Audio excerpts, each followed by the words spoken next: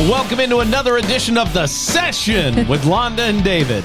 My name is David Austin. I'm Londa Sherwood Austin. Welcome back. I sure am glad to be here with you today, honey. Well, I'm glad that you're home. I've been gone for most of the week, and that is a non-starter for me. I do not care for traveling without you. I agree.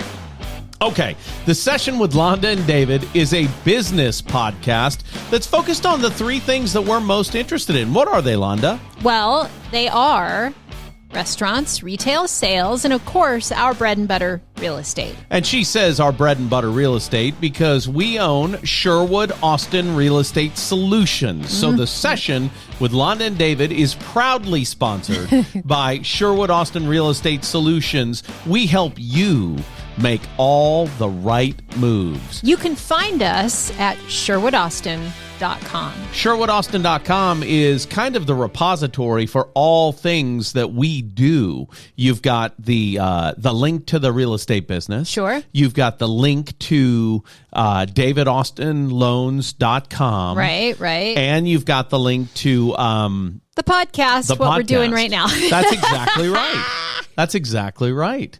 I think it's a lot of fun. It's a one-stop shop. It really is. It's a lot of fun to be able to spend 98% of my time with you. Yeah. And I hate when I have to be gone for a few days. But that's kind of what I want to talk about here at the beginning of the show. Okay. I want to talk about reinvesting in your own re-education. Putting money toward your professional development, I think, is something everybody needs to do, no matter what your job is. Investing in yourself to get better is, I think, always a good decision. And in America, most students after the high school level go into either something technical and maybe go to a technical college or go to higher education through college. Or you go to work. That's true. But what I'm saying is, once you're in the workplace, you shouldn't ever decide, that's it, I'm not going to learn anymore. Oh, sure. And I think that's what professional development's really all about. Let's get into it then. Okay.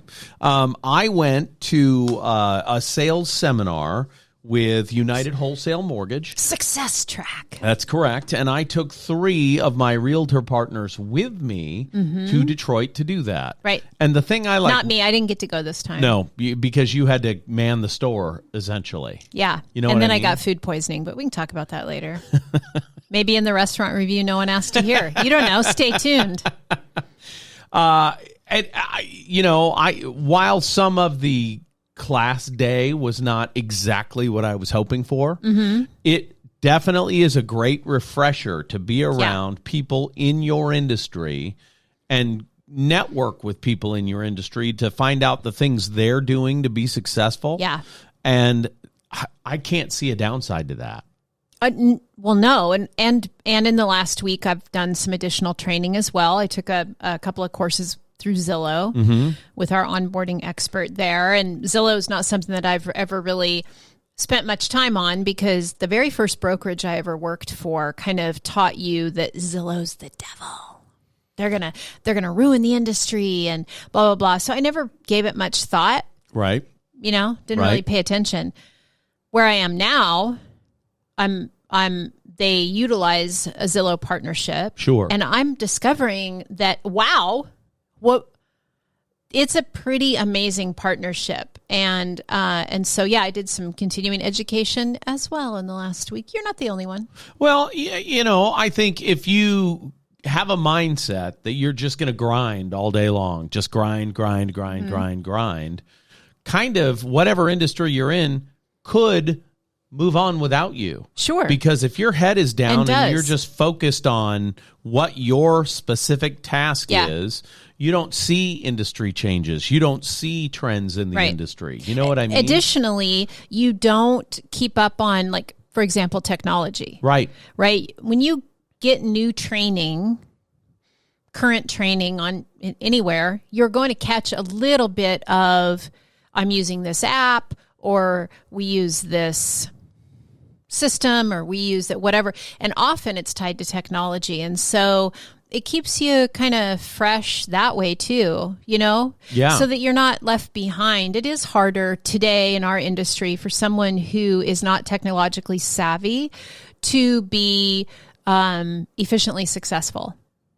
I'll put it that way. Yeah. People, I have several loan officers that I've worked with over the last 21 years in lending. Mm-hmm. And one of the guys that I pretty regularly coach hates technology, hates it.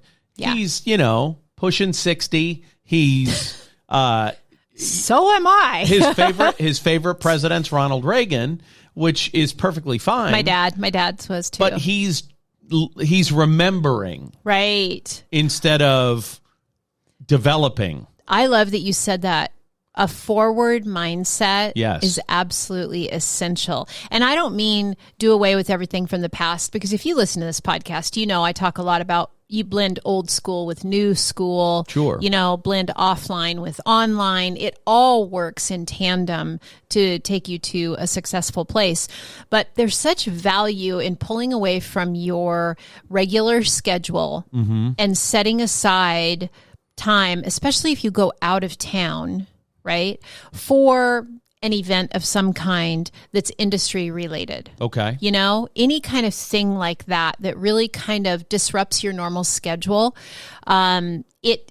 You grab it differently in your brain, right? Yes. And so, we went to a big real estate conference a few months ago, and sure. And that, while the real estate information wasn't super exciting, life-changing. Right. However, they had a lot of guest speakers that had really motivating and eye-opening and inspiring stories. Right. And so it doesn't, it's just the value comes in pulling yourself out of your normal routine and kind of disrupting that and getting into a space where you can grab some new information. Sure. It's so valuable. And if you're not doing that on a regular basis in all the areas of your life, frankly, I think you're missing the boat. And I just want to point out, we're not talking about having to get on a plane and fly across the country to that kind of thing. It can be as simple as buying an audio book and listening to someone else's thoughts on the process in which you work. Sure. You know what I mean? Yeah. I'm reading a couple of books right now, and one is just a sales book on the words to say. And, it's just very kind of script, textbooky, kind of, it's all this stuff that I love.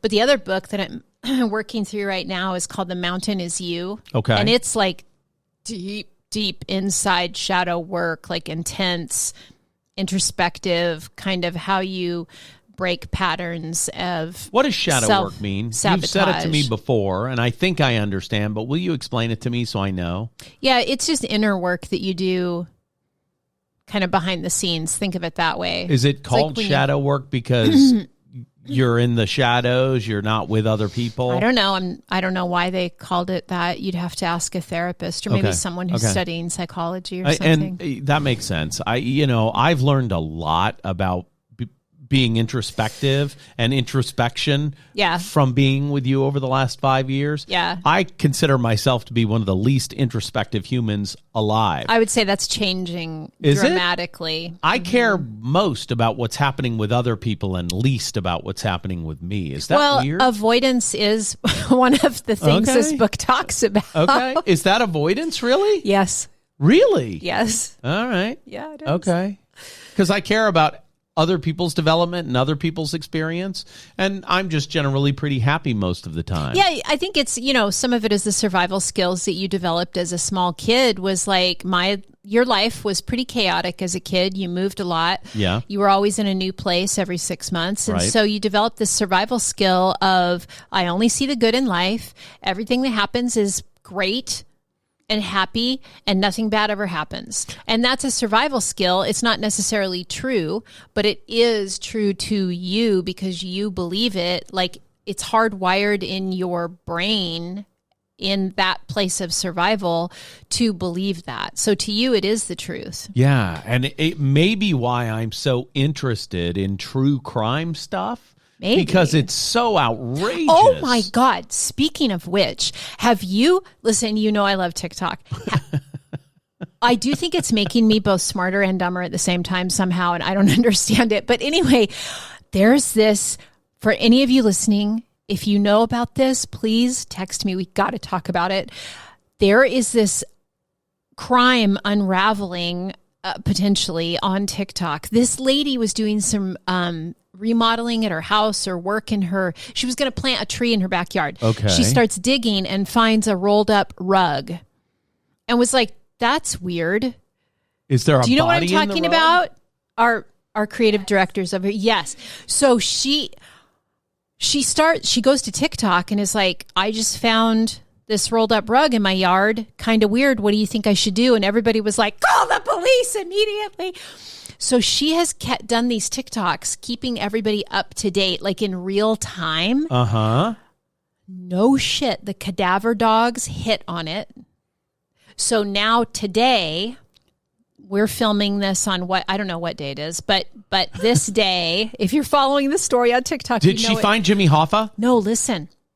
They've set up a full crime scene. CSI is out. The investigative, they've taped it all off. Where is this place? I don't know. It's in TikTok land. Do you know where it is, Ada? No. We don't know where it is. I don't know where it is in the country. If you know, text me.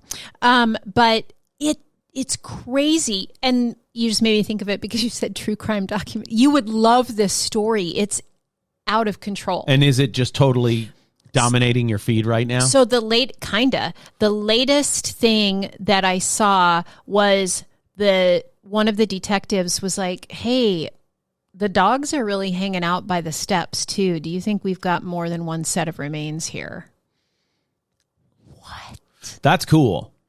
That's cool. I had a dream once that I was selling my childhood home, the one that I consider my childhood home because I was there during Foreman high school. Drive. On Foreman Drive, that's right, in Lafayette, Louisiana. I get bonus points. And when I was in the process of selling it, I found some disturbed ground and found an underground kill room under the house. In my dream, this is a dream, and all kinds of bodies. And then in my dream, it turned into a nightmare because then I had memories of being in the kill room. How crazy is that? That is crazy. And if you're somebody who interprets dreams, I want to hear what you have to say about that.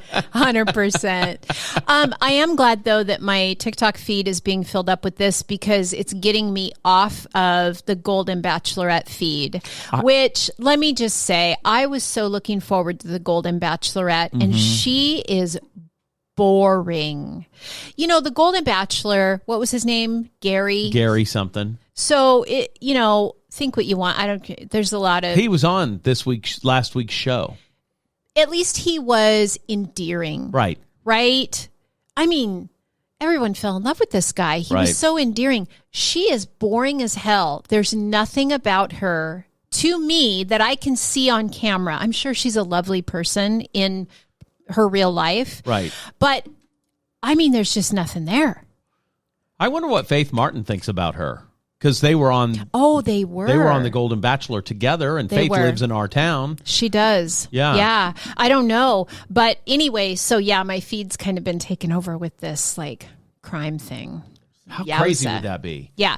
So anyway, back to education. Right. I don't know how we get back to that. Well, we were talking about development, and then I talked about how I'm interested in true crime, and I don't know how that came up. Because we started talking about the book I'm reading, and then your childhood. Right. That's right. And then true crime.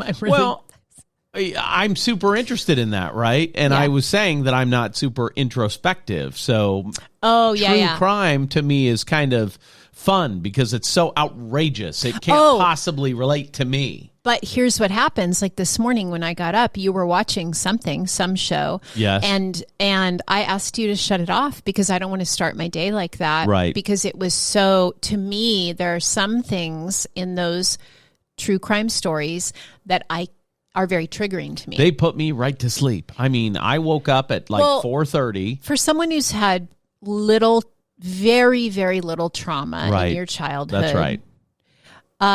That makes sense. Someone like me who had an extremely traumatic childhood, I would say that would be the difference as to why you can start your day with a true crime show and I cannot. I've got to get my brain right. I got to get my mindset right.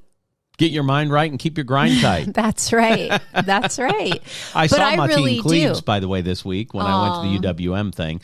I got to tell you, speaking of motivational speakers, Martine Cleaves used to be an NBA player.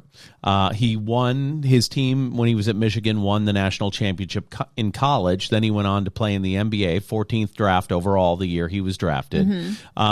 And then he went on to be, after NBA, he did some international basketball. And then he went on to be a broadcaster. And now he works at United Wholesale Mortgage as their kind of like their well-paid hype man. He is the guy who helps their leadership team grow. Yeah. Right. And so he's their motivation guy. Their well-paid hype man. Yeah. When he does his presentation in the class that I went to, it's, 45 minutes of him telling his story. If you listen to that guy's story and you don't have a grin on your face from ear to ear the entire time, there's something wrong with your soul. Yeah, you're dead. You're dead in the soul. He told the exact same story, and it was just as magical and entertaining and fun as it's ever been. Is it Mateen? Yes, Martine. I want to say Martine. Martine is how he said it. Cleaves, Cleaves. And the reason I spelled it all out for you is if you have the opportunity to follow him on social media, you should. And he talks about how every single day he puts a social media post out there with just an uplifting thing, and he gets instant messages from people saying, hey, thanks, I needed to hear that. Yeah. And what he says is, well, I'm glad you got something from that, because really, I'm doing it for me.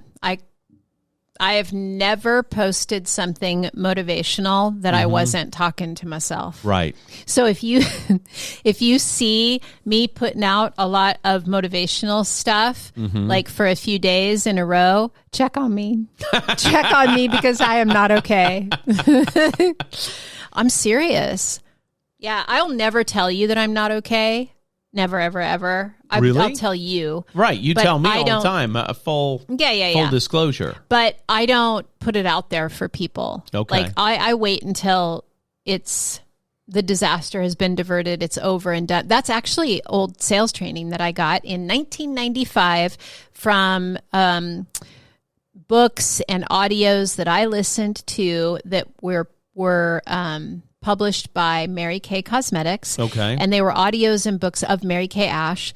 And one of the things that she taught, and that was back 1995, one of the things she taught is you don't talk about your problems to your people. You get through it and then use it as a lesson to motivate your people. And that just always stuck with me. And I don't know if I don't think other people should adhere to that. And I don't even know if it's healthy for me to adhere to it, because there have been times in my life, for example, the entire year of 2021, that I wish I maybe had been a little bit more vocal about what I was going through so that people could have, given me some encouragement, because that was a rough year. Was that your cancer year? Yeah. Yeah, and I've got a friend right now who's going through a cancer diagnosis, and I don't want to say who it is or what the cancer is, because I don't know how public it is. Sure. But they created a little private Facebook group and invited like their closest friends to be part of it so they could keep people informed. And I thought, man, that actually is a really good idea. Kind of wish I would have done that, because I think it would have been a little bit more encouraging to me. Well, but it's like hardwired in me. You just don't share when you're going through stuff. When you were going through that, you had a few people that you talked to regularly about it. I was one of them. The girls were in the group, and you did communicate. It just wasn't for public consumption. Yeah. You know what I mean? Well, my divorce wasn't public at all either. I had no idea in our first business meeting. Yeah. I had no idea. And that was... And I'm still surprised that you're divorced. 4 or 5 months later. I still am surprised when I wake up next to you and there you are. Crazy. Okay, what's next? Well, what else have you got? I'm still enjoying this line of communication. Oh, okay. The whole thing about keeping it in, I'm kind of an open book. It's hard for me to project something that's not happening right. or true, I really rarely see the bad ever, right? And when I'm going through something, I am like a 6-year-old. I am wildly vocal about it to my person, and that person is you. Yeah. Like when I'm sick, I am whiny like a little kid who doesn't know what's happening. It's true. But I raised 7 of those, so it doesn't bother me. Right. And I just know that's how you are. It's not a big deal to me. Right. So I wear it on my sleeve. You know what I'm saying? Yeah. And the thing I remember about when you're sad, and I remember after my divorce, I was sad in 15-second increments because I have ADD, and I would get crushingly sad and start thinking, man, I don't even know if I want to do, oh, look, a bird. And then gone, fully gone. So I don't have a lot of room for carrying around darkness. Does that make sense? Yeah, it does. And it does. It's enviable. Well, thank God it was my thing as a kid, I guess, the right? thing is, like for me, when I was a kid, I was very much raised in and I speak pretty openly about it because my parents are long dead. So I'm like, there's nobody here to argue with me. I was raised in very much you're being dramatic. If I had any feelings at all, you're being dramatic, go away from me. Yeah, that is so different than how I was raised. So when you as a child have to manage your own emotions on your own, it creates a lot of really interesting tendencies as an adult. And in a different way, I created that same kind of thing with my children. It was different, but the same. Right. Right. Their feelings weren't validated appropriately when they were being raised. We do the best that we know how to do. Right. And I did better than my mom, but now I'm just glad that I'm still on this planet and my kids all talk to me and I get to tell them now, your feelings matter. Your feelings are the most important thing. Mm-hmm. Your feelings are clues to everything in life.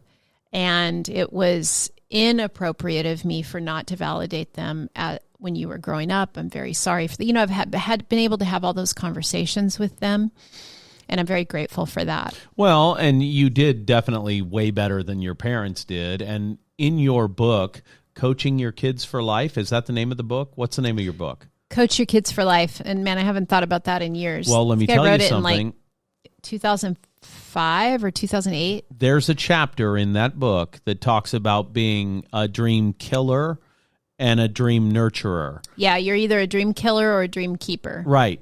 And that it goes exactly against what you're talking about. You were a dream keeper for your kids. You were. Yeah, I think it was if I can get into it just a little bit. Yeah. I mean, how much do you want to get into this? It's interesting information that okay. And it helps us to understand your point of view when you talk about this. So I was deeply, deeply entrenched in conservative, kind of traditional religious American culture, right. American religious culture. Right. Okay. Yes. From the age of about 21 to when I got divorced at 46 or whatever it was.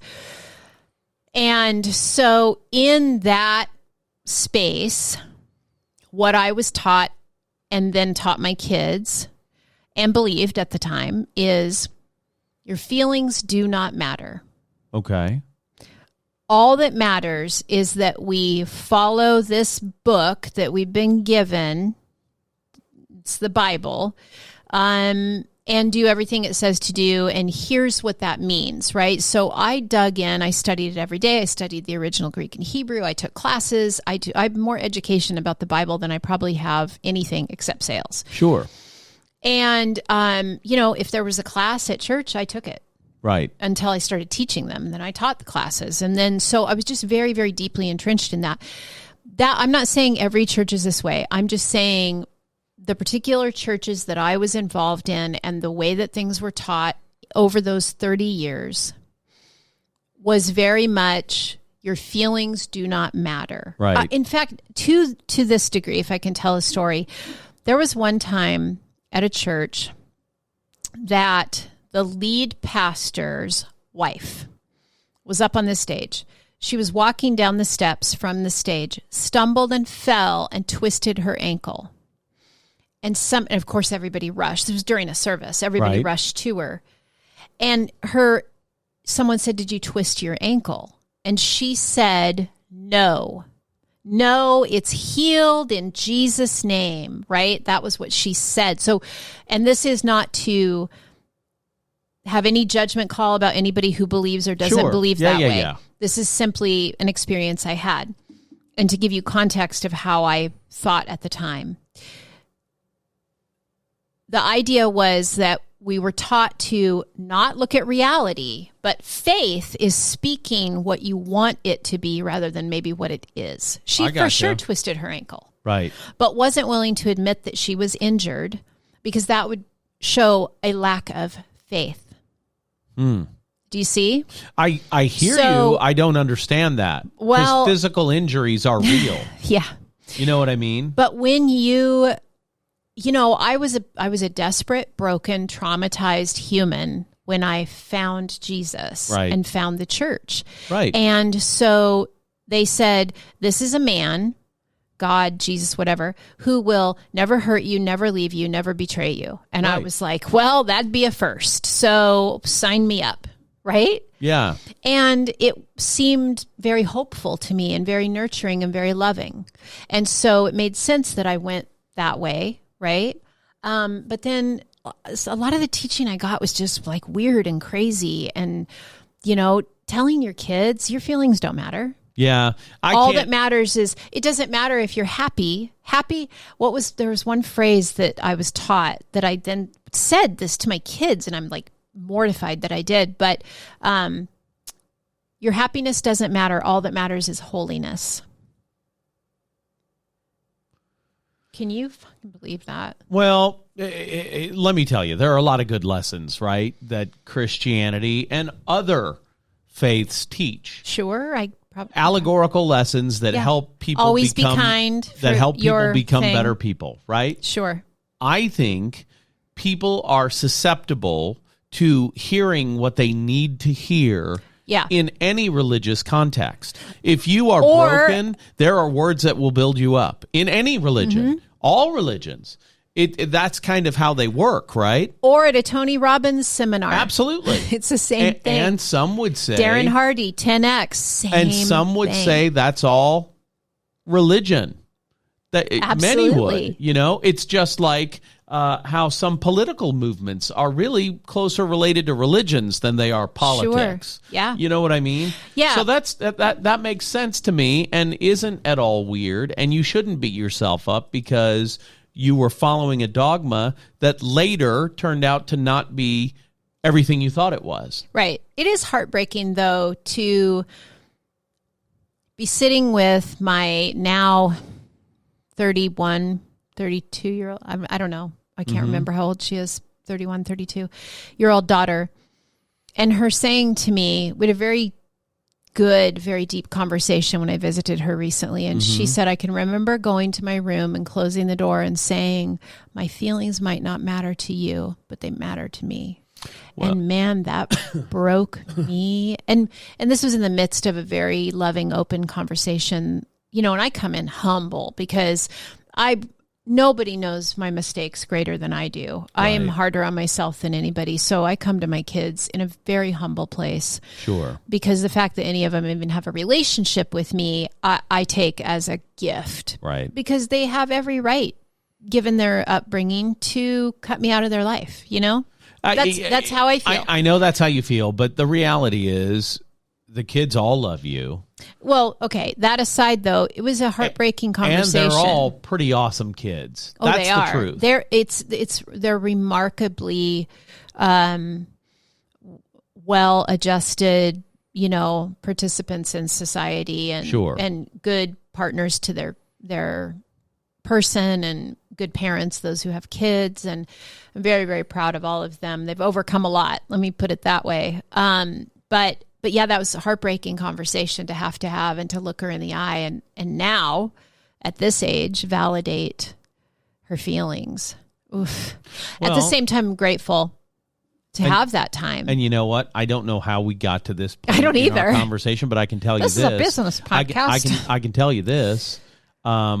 This is all right in line with what we're talking about today. This is continued education. The fact that you continue to grow and learn from your children is continued education. Yeah. Being open to those conversations, that's continued education. Absolutely. And me being so hungry for education and for learning things and growth is one of my core values. And thank goodness it is, because that's how we got to here. So never stop growing, I guess, is the moral of the story. I think that is the moral of the story. You know what I mean? Mm-hmm. If you decide you are done growing, it's like somebody who retires after 60 years at the same job and they say, I'm just going to go fishing for the rest of my life, and they die a week later because they're done. You never want to be done. Continuing to grow and learn and experience new things. I think that is the reason to live. Yeah. You know what I mean? Yep. Yeah. Yeah, this has been a good episode. Thanks. It went in a totally different direction by the way, than I thought it would. I got food poisoning from something at home, not a restaurant, just so you know. That's exactly right. The food review that nobody asked for, everything's all good. No one did wrong. For Londa, Joanne, Sherwood, Austin, my name is David Austin, and this has been another edition of The Session with Londa and David. We'll see you again next week.